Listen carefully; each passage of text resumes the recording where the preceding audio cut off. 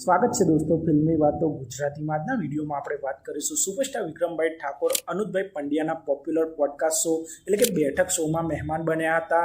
આ પોડકાસ્ટમાં સુપરસ્ટાર વિક્રમભાઈ ઠાકોરની ઘણી બધી વાતો જાણવા મળી છે અને આજના વિડીયોમાં આપણે તેની વાત કરીશું. ચેનલ ઉપર નવા હો તો ચેનલને સબસ્ક્રાઇબ કરી દેજો. આ પોડકાસ્ટમાં અનુજભાઈ પંડ્યાએ વિક્રમભાઈ ઠાકોર સાથે ઘણી બધી વાતો કરી હતી અને ઘણા બધા પ્રશ્નો પૂછ્યા હતા અને સુપરસ્ટાર વિક્રમભાઈ ઠાકોરે મજેદાર અંદાજમાં આ પ્રશ્નોના જવાબ આપ્યા છે. અને આ પોડકાસ્ટમાં વિક્રમભાઈ ઠાકોરને કયા પ્રશ્નો પૂછવામાં આવે છે અને વિક્રમભાઈ ઠાકોરે કયો જવાબ આપ્યો છે તેની વાત કરીએ તો વિક્રમભાઈ ઠાકોરને તેમની વિક્રમ નંબર 1 ફિલ્મ વિશે પૂછવામાં આવ્યું હતું કે આ ફિલ્મ સાથે શું થયું હતું, આ ફિલ્મનું નામ કેમ બદલાયું હતું. તો વિક્રમભાઈ ઠાકોરે વિક્રમ નંબર 1 ફિલ્મ વિશે વાત કરતાં કહ્યું હતું કે આ ફિલ્મનું પહેલાં નામ વિક્રમ રાજા હતું અને આ ફિલ્મનું ટાઇટલ બદલવા પાછળ પ્રોડ્યુસરમાં મતભેદ થયો હતો અને ફિલ્મનું ટાઇટલ રજિસ્ટર થયું નહોતું.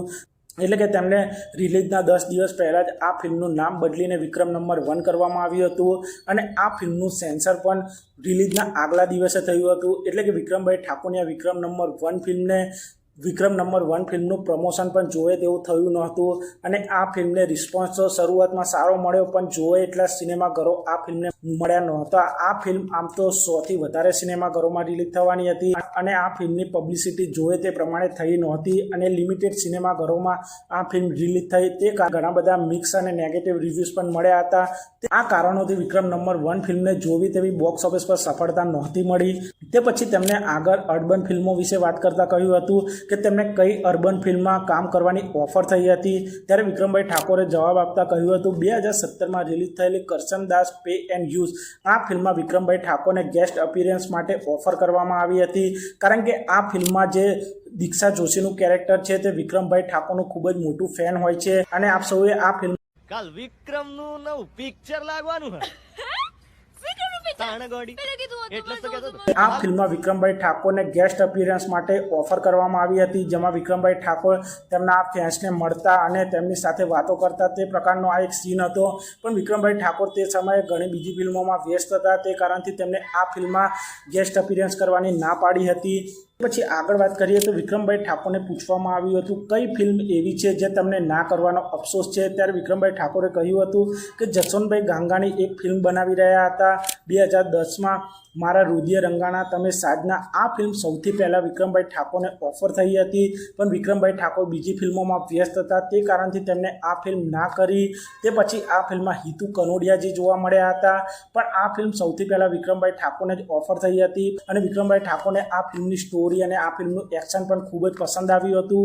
આજે પણ આ ફિલ્મમાં કામ ના કરવાનો અફસોસ છે તે વાતનો ખુલાસો તેમને આ પોડકાસ્ટમાં કર્યો હતો અને તેમને આગળ પૂછવામાં આવ્યું કે તેઓ હિન્દી ફિલ્મોમાં કામ કરશે. ત્યારે વિક્રમભાઈ ઠાકોરે કહ્યું હતું કે તેમને બોલિવૂડની એક ફિલ્મ પણ ઓફર થઈ હતી પણ તેમને આ ફિલ્મની સ્ક્રિપ્ટ પસંદ ના આવી. જો ભવિષ્યમાં સારું બેનર અને સારી સ્ક્રિપ્ટ મળશે તો તેઓ બોલિવૂડમાં પણ કામ કરશે. એટલે કે વિક્રમભાઈ ઠાકોર હિન્દી ફિલ્મમાં પણ કામ કરી શકે છે.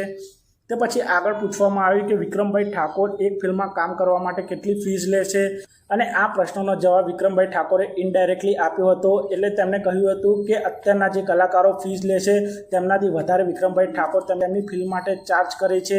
એટલે કે સમજો હિતેન કુમાર, હિતુ કનોડિયા, મલ્હાર ઠાકર, યશ સોની આ બધા કલાકારોથી વધારે ફીસ વિક્રમભાઈ ઠાકોર તેમની ફિલ્મ માટે લે છે. તે પછી આગળ પૂછવામાં આવ્યું વિક્રમભાઈ ઠાકોરના દીકરા મિલન ઠાકોરની સૌપ્રથમ ગુજરાતી ફિલ્મ ક્યારે આવશે. આ વાતનો જવાબ આપતા વિક્રમભાઈ ઠાકોરે કહ્યું હતું કે મિલન ઠાકોરની સૌપ્રથમ ગુજરાતી ફિલ્મ માટે સ્ટોરી સાંભળી રહ્યા છે. તેઓ ડાયરેક્ટર અને પ્રોડ્યુસર સાથે પણ વાતો કરી રહ્યા છે અને આ ફિલ્મ આપ સૌને 2026માં જોવા મળી જશે. વિક્રમભાઈ ઠાકોરે કન્ફર્મ કરી દીધું છે. એટલે કે હવે વિક્રમભાઈ ઠાકોરના દીકરા મિલન ઠાકોરની પણ સૌપ્રથમ ગુજરાતી ફિલ્મ આપ સૌને 2026માં જોવા મળી જશે. તે પછી આગળ પૂછવામાં આવ્યું કે વિક્રમભાઈ ઠાકોર દારૂ ઉપર ગીતો કેમ નથી બનાવતા. ત્યારે વિક્રમભાઈ ઠાકોરે કહ્યું હતું કે મારા ઘણા બધા ચાહકો અને આશિકો છે. હું જે પ્રમાણે વર્તન કરું તે પ્રમાણે ચાહકો પણ કરતા હોય છે. એટલે કે વિક્રમભાઈ ઠાકોર જો દારૂના ગીતો બનાવે તો તેમના ચાહકો પણ દારૂ પીતા થઈ જાય અને તેઓ દારૂ પર ગીતો નથી બનાવતા કે પછી વ્યસન પણ નથી કરતા અને ફિલ્મોમાં પણ તેઓ દારૂ નથી પીતા અને તેમની કોઈ પણ ફિલ્મમાં તેમને દારૂ કે સિગરેટ નથી પીધી. કારણ કે તે પછી તેમના ચાહકો પણ તે પ્રમાણેનું વર્તન કરવા લાગે છે. આ કારણથી વિક્રમભાઈ ઠાકોર આ પ્રકારનું વ્યસન નથી કરતા અને ફિલ્મોમાં પણ નથી બતાવતા. તે પછી આગળ પૂછવામાં આવ્યું વિક્રમભાઈ ઠાકોરને કઈ રમત રમવાનો શોખ છે, ત્યારે વિક્રમભાઈ ઠાકોરે કહ્યું હતું તેમને ક્રિકેટ રમવાનો ખૂબ જ વધારે શોખ. અત્યારે પણ તેઓ શૂટિંગમાં જાય ત્યારે બેટ અને દડો સાથે લઈને જાય છે. ટાઈમ મળે ત્યારે તેઓ ક્રિકેટ રમવાનું પસંદ કરે છે. તે પછી આગળ પૂછવામાં આવ્યું વિક્રમભાઈ ઠાકોરે કેટલો અભ્યાસ કર્યો છે, ત્યારે વિક્રમભાઈ ઠાકોરે કહ્યું હતું કે તેઓ 12મા સુધી ભણ્યા છે, પણ 12મામાં તેઓ એક વિષયમાં ફેલ થયા હતા. તે પછી તેમણે ગાવાનું શરૂઆત કરી દીધી અને પ્રોગ્રામોમાં વ્યસ્ત રહેવા માંડ્યા. તે પછી તેમણે ભણવાનું છોડી દીધું હતું. તે પછી આ પોડકાસ્ટનો હાઇલાઇટ પ્રશ્ન હતો વિક્રમભાઈ ઠાકોર મમતા સોની સાથે કામ કેમ નથી કરતા. આનો જવાબ આપતા વિક્રમભાઈ ઠાકોરે કહ્યું હતું કે તેમને પણ નથી ખબર કે મમતા સોની તેમની સાથે કામ કેમ નથી કરતા. પણ વિક્રમભાઈ ઠાકોરે એ પણ કહ્યું હતું કે ઘણા બધા પ્રોડ્યુસર અને ડાયરેક્ટર તેમને મળવા જાય છે ફિલ્મ માટે, વિક્રમભાઈ ઠાકોર સાથે કામ કરવા માટે. ત્યારે તેઓ એવો જવાબ આપે છે કે તેઓ પોતાની અલગ ઓળખાણ બનાવવા માગે છે, તેથી તેઓ વિક્રમભાઈ ઠાકોર સાથે કામ કરતા નથી. શું જાણો છો વિક્રમભાઈ ઠાકોર અને મમતા સોની એટલે કે વિક્રમ રાધાની જોડી એક સુપર ડુપર હિટ જોડી છે અને આ જોડીએ ઘણી બધી બ્લોકબસ્ટર ફિલ્મો આપી છે. તો જોવાનું રહેશે કે હવે ભવિષ્યમાં મમતા સોની વિક્રમભાઈ ઠાકોર સાથે કામ કરે છે કે નહીં, તે જોવાનું રહેશે.